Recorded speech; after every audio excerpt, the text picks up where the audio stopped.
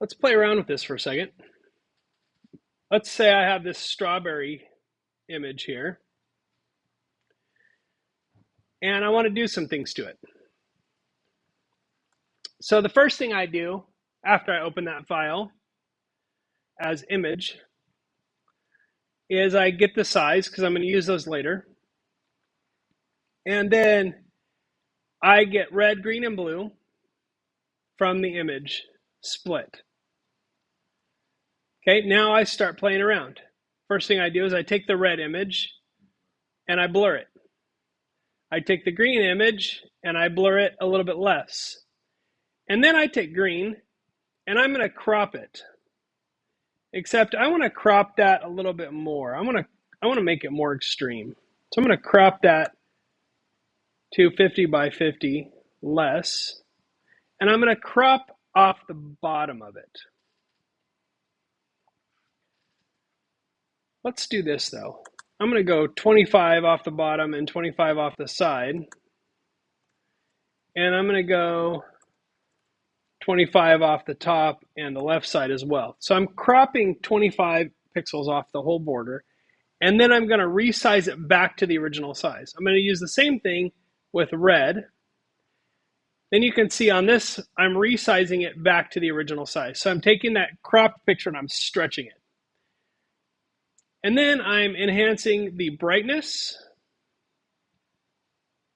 for each one of these different levels. And then finally, I'm merging them back together, red, green, and blue. And then I'll show the image.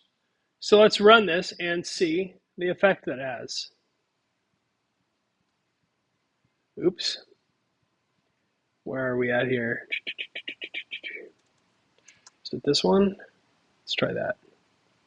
There we go. Okay, so there is my enhanced strawberry. It is a filter. That's how filters work. So some other things that I can do quite easily is I can swap the channels. I can put the green back as the red channel. And then all of a sudden I have a green strawberry with red leaves.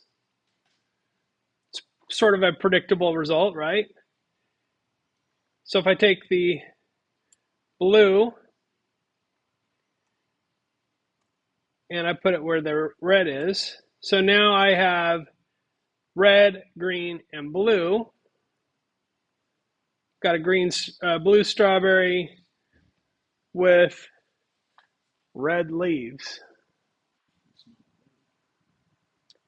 It's not blurry because I took the least bright. The strawberry is not blurry because I took the layer that was not blurred and I made that the red channel. Make sense? That's why it looks so. Yeah. So there's a lot of stuff you can do. I could, let's take this, I'll fix this here. Red, green, blue. But let's say I want to rotate red. Red equals red dot rotate, and we'll go 20 degrees.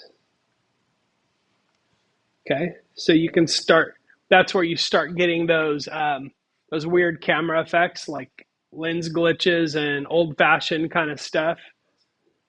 So you can do all kinds of things. And this is just like the tip of the iceberg. This is a pretty basic one.